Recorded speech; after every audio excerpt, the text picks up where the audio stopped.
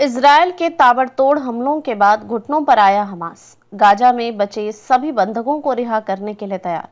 Hamas के Gaza प्रमुख ने कहा कि इजरायली जेल में बंद फलस्तीनियों के बदले बाकी बचे सभी बंधकों को रिहा करने के लिए हमास तैयार है और इस बारे में जल्द वार्ता करना चाहता है ताकि इस क्षेत्र में युद्ध समाप्त हो सके। इजरायल के साथ अप्रत्यक्ष वार्ता के लिए हमास वार्ता दल का नेतृत्व करने वाले खलील अल हया ने टीवी पर दिए भाषण में कहा कि हमास को अंतरिम युद्ध विराम समझौता स्वीकार नहीं है। क्षेत्र में युद्ध पूरी तरह से रुकनी चाहिए। गाजा के लोगों को दिन में एक बार मिल रहा भोजन। गाजा में गुरुवार रात इजरायली हमलों में 23 लोग मारे गए लोगों में 10 एक ही परिवार के हैं। इस बीच संयुक्त राष्ट्र ने गाजा में खाद्य सामग्री, पेयजल और दवाओं की किल्लत से खतरनाक स्थिति की आशंका जताई है।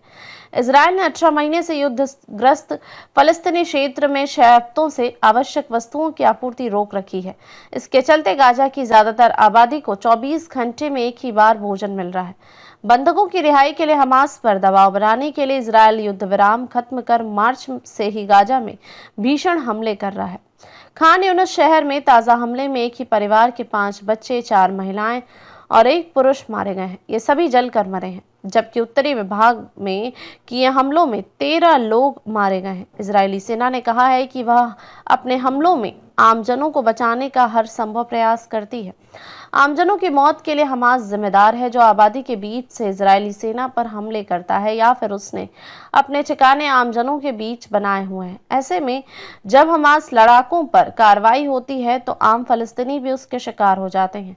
इस बीच लेबनान ने इजरायल पर रॉकेट हमला करने वाले लड़ाकों के एक समूह को लेबनानी सेना ने गिरफ्तार किया है।